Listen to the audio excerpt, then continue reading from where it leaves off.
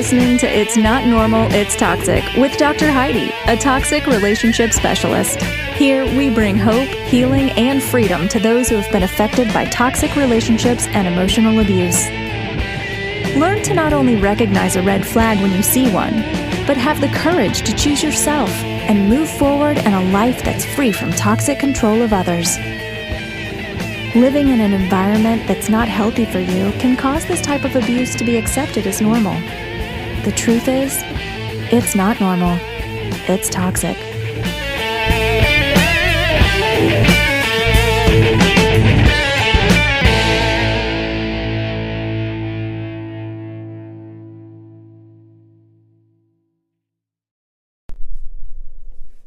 Hey everybody, it's Dr. Heidi. You're listening to It's Not Normal, It's Toxic.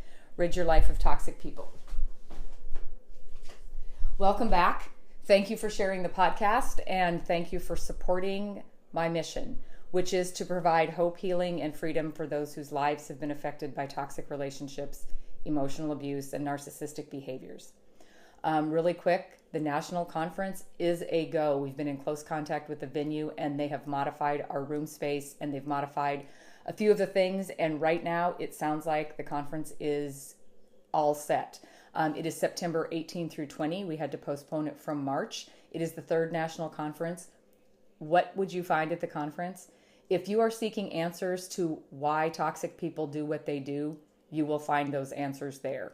If you've been listening to my podcast, you already know that that's the basis of what I do.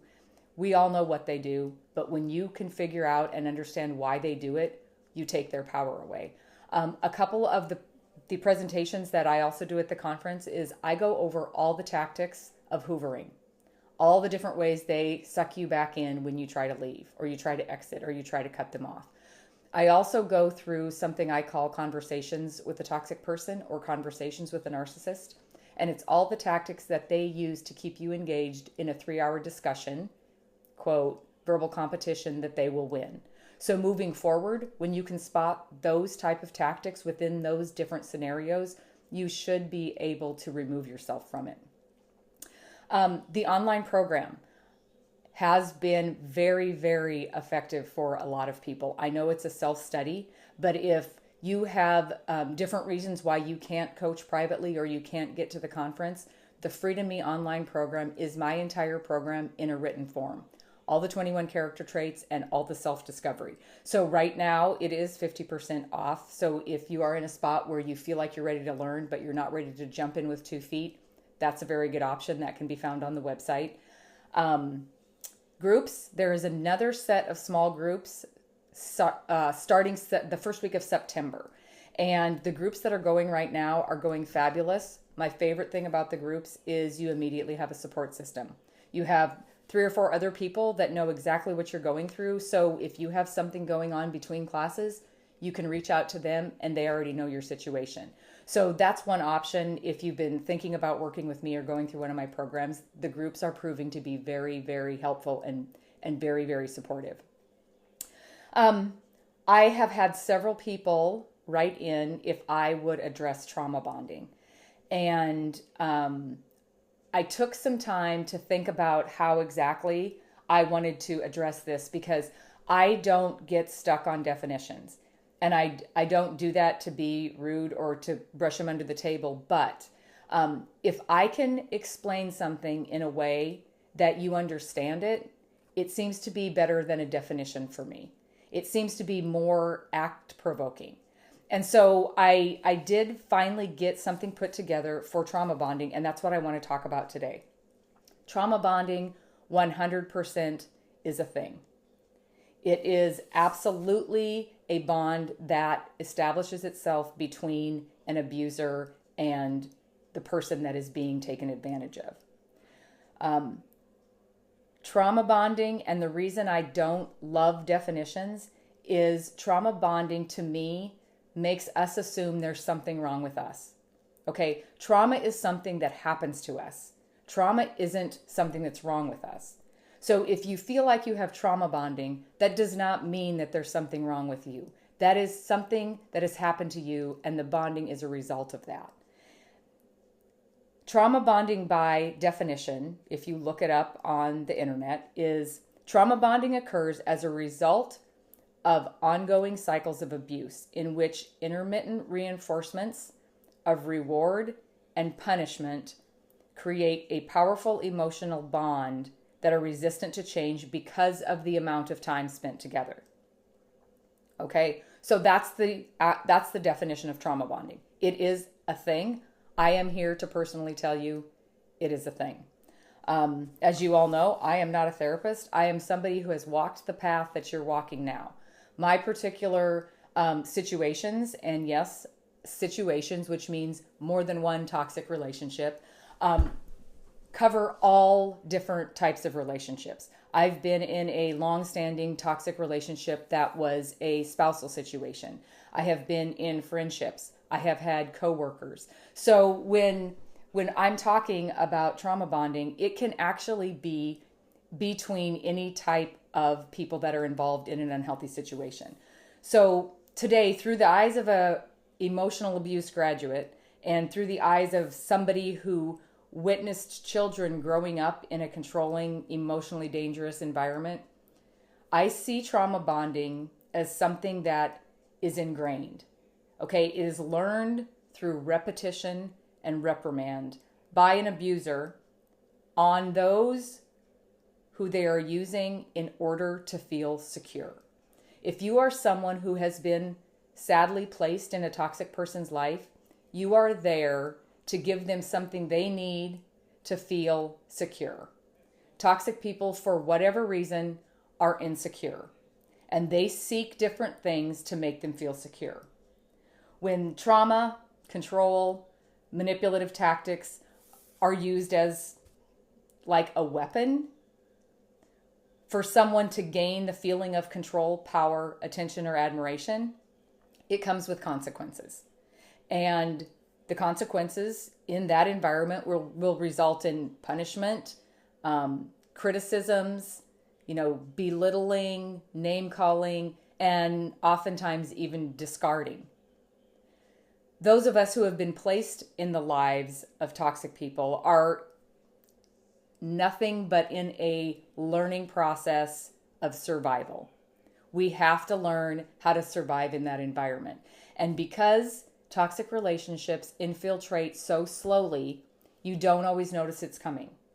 All of a sudden, there you are, and you wonder how you got there.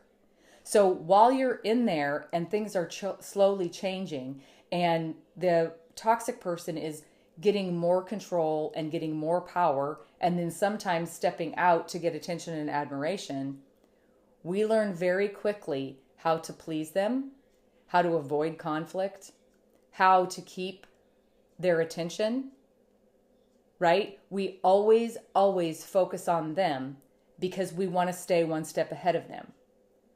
They're very unpredictable and they're very inconsistent. And the reason they do that, and the reason they cause chaos, and the reason your life feels like it has always got drama in it, is because that always keeps your attention on them. You have to guess what's coming. You have to be prepared. You have to be on guard. The whole walking on eggshells is because you're always worried what's coming.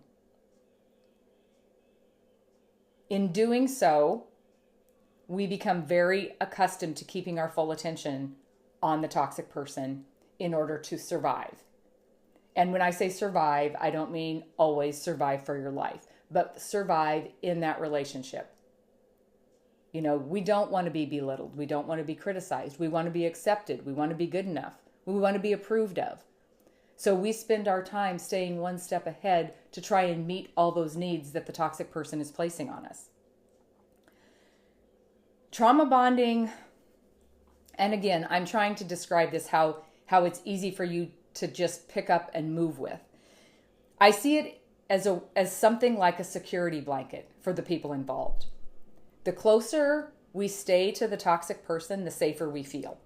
And even though you know that you have the feeling of tension in your stomach, you still feel safer around them because you can predict their behavior. If we stay close, we're better equipped to handle the trauma. We're better equipped to handle what's happening. We're better equipped to keep them not mad, to ward off a fight. And the toxic person knows that keeping other people close to them is going to ensure that the control over them will remain constant as the cycle continues and as the cycle gets worse and as the cycle gets deeper. The farther and farther you get into an abuse cycle, the harder it feels like it is to get out. And the reason that is because the amount of time that you spend in a toxic environment is also the amount of time you spend in survival mode with your attention on them, hoping you can please them. Now, this is where I think the frustration comes when people send me messages about, can you please address the trauma bonding? Frustration comes in when we decide to leave or break off or cut ourselves out of an unhealthy situation. It's very confusing because at that point, that's all you thought about when you were in the toxic environment. All you thought about was a way to get out. How can I get out? I want to be free. I want to be happy. I want to find myself again. And we think that when we get out, that's what we're going to feel. So it's very frustrating and it's very confusing because we should feel relieved. We should be able to move forward because that's what we've always wanted. But because of that intense survival training, you remove yourself, you move out, you break it off, you change jobs, you cut off family members, and all of a sudden, we don't know where to put our security because that's where our security lied. Our security lied in our survival mode. It's lied in being able to predict their behavior, knowing what was coming, guessing and staying one step ahead. So we continue to feel like we're more secure when we're closer to the toxic people because we've gotten so good at reading their behavior. On top of that, we become completely dependent on them for our feeling of security, for our feeling of approval. And more times than not, the toxic person has completely stolen our identity. We have a very hard time making decisions because not that they make our decisions for us, they just say, why did you do it that way? How come you're eating that? That's too expensive. So we back off on even the decisions that we should be making as grown adults. And especially when kids go through this and they're trying to grow and they're trying to learn and they're trying to become the people they need to become. If they're in a toxic environment and somebody is dictating the decisions, they will always feel dependent on the person that has been dictating their decisions. They will never trust themselves enough to make a decision. So when you leave a toxic environment, you think you're going to feel great and you think you're going to feel free, and you leave and this strange, insecure, you don't know how to put your finger on it feeling comes in. And we don't know what it is because all I've wished for is to get out of this, and now here I'm out and I'm not feeling good. Bonding with an abuser is normal. Okay? Bonding with a toxic person is normal. It is a result of having to remain close to them in order to survive. So distancing oneself from them is going to heighten the fear of the unknown. Remember, you are always going to stay, or it's always easier to stay in something that is familiar than it is to step into something you don't know. So when you leave and you're sitting out here in the unknown, you don't really know how to move forward from there, and you no longer are in close enough contact to know what's going on with them. So having that insecurity and that lack of self-confidence is what sets in because of a trauma bond. It heightens the feeling of uncertainty. Now I don't know what they're doing, I don't know what to expect, and I don't know what my future holds. And, there's a misconception. I sit on a lot of divorce boards and a lot of workshops for people that are going through divorce. I listen, and many people believe, now there are amicable divorces, there are amicable breakups, but I can almost pick out by facial expression the people that are in the workshop that are in a toxic relationship before I ever speak with them. Because I can tell how they're reacting to the suggestions that the leaders are saying, do this or do that while you're going through the divorce process. And as I read their faces, I can tell they're saying to themselves, this is never going to work. I already tried this and it's not going to work. So When you divorce a toxic person, or you break up with a toxic person, or you try to cut a toxic family member out of your life, they're not seeing it the same way you are. You are seeing, I need freedom. And then you are sad because it is an ending of a relationship. It is a grief process that you go through. The way a toxic person looks at it is not that I'm losing the love of my life, not that that's the best girlfriend I ever had, not that I'm very close to this family member and now they won't talk to me. All they see is I'm feeling insecure because I am no longer in control of that person. So the misconception when you file for divorce or you break up or you try to break ties with a toxic person is that the breakup is the hard part. And I'm here to tell you, the breakup is hard. The actual filing, breaking up, cutting off is hard. But what's harder is right after that. Because then you have to understand that we have to find ourselves back. We've been catering, we've had our attention, we've had our focus on feeling secure around them, and now they're not there. So knowing why trauma bonding occurs is the only way that you're going to break free from it. And I'm hoping that this explanation kind of brings it into a little bit simpler form than, oh, I have trauma bond.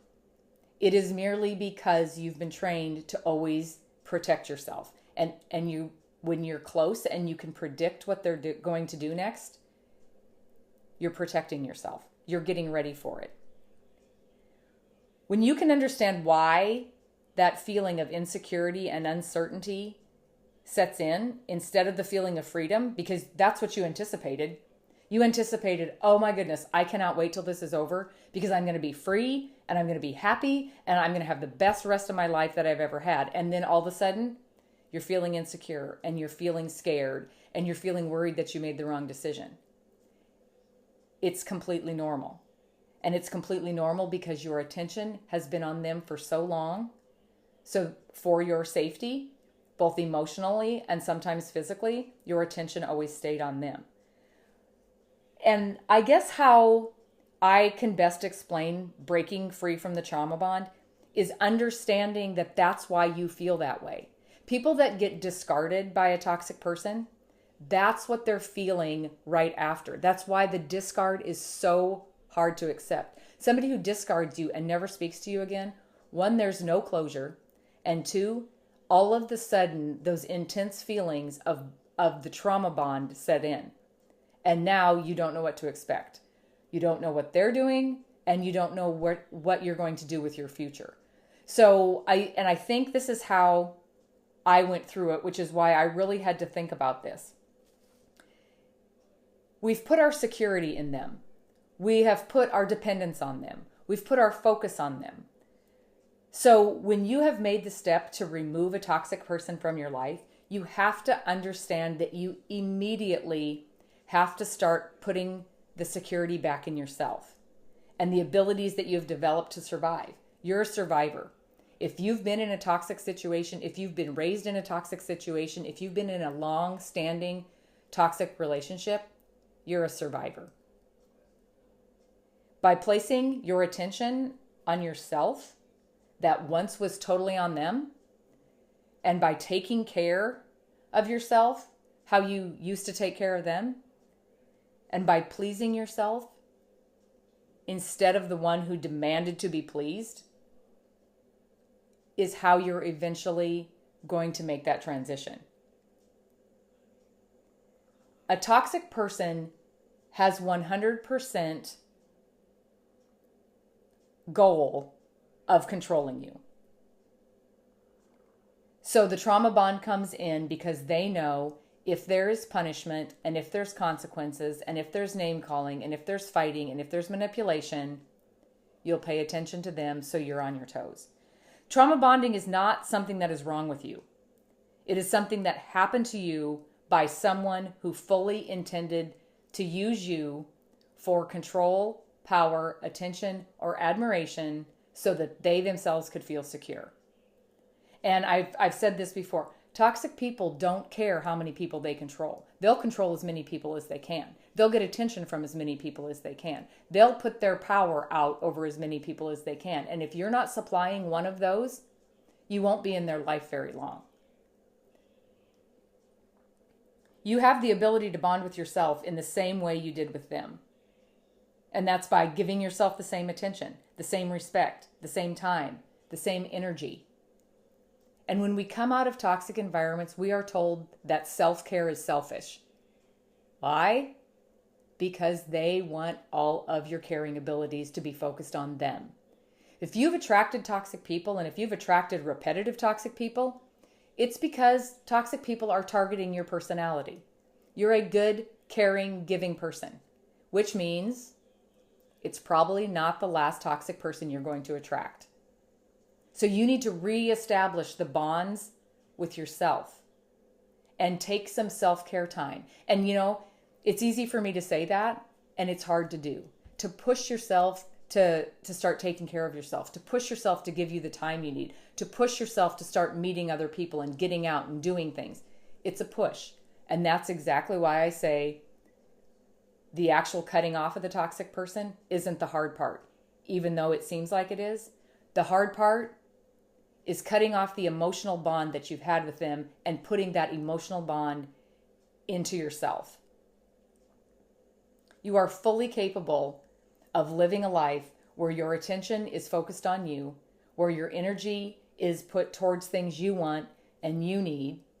And when you go through this breaking of the trauma bond, start picturing your life how you pictured it when you used to want out. What did you see? What did it look like? Who were you with? Were you laughing? Were you smiling? And continue to picture the life that you pictured when you were in it, because the trauma bond will take over and make you feel like you've lost something. When you've lost something and you don't know who you are, it becomes very devastating. And that's how my program developed. We do the toxic traits. We understand exactly why they do what they do, but that's not the end of what I do. We do all the self-discovery so we can break those trauma bonds. Who are you? Who did you want to be when you grew up? How did you picture your life? Because all of that has been stripped from you in the time that you've spent in a toxic environment. You are 100% capable of living for yourself. And if you're waiting for somebody to give you permission to wait for yourself, I think I gave you guys permission to take care of yourself on the last podcast. You have permission to put yourself first. And I know that toxic people are very good at using guilt to get you to do what they want. And when you start taking care of yourself and try to break this bond, you're going to feel guilty. Guilt is an emotion, okay? Nobody can make you feel guilty unless you allow it. So when you feel the guilt, sit in it for a minute and think, do I really have anything to feel guilty about? Did I do something wrong? If the answer is no, then you feel the guilt and you do it anyway. Because eventually you'll start applying guilt where it's appropriate and quit applying guilt where it's inappropriate. And again, this is just my thoughts on trauma bonding. When I think about how I had to break all of that emotional bond and try to rebuild my self-worth and really feel like, Heidi, you really have good stuff going on. You need to build on that and quit looking backwards. But if this is something that you've experienced and have been having a hard time understanding why the pull is so hard back to that person, this is why. So the energy that's been going to them now needs to go into yourself. The relationship that you have with yourself is the number one relationship you should have. Because if you're happy and you're confident and you are willing to sacrifice for yourself, you're going to attract the right people. And by knowing the red flags, when you see somebody that's the wrong people, you won't have a problem and you won't feel guilty not letting them in your life. Just my thoughts on trauma bonding, and there's no scientific basis to my explanation. It's just coming from where I was because I've been there. And I have officially broken the bonds and I am free.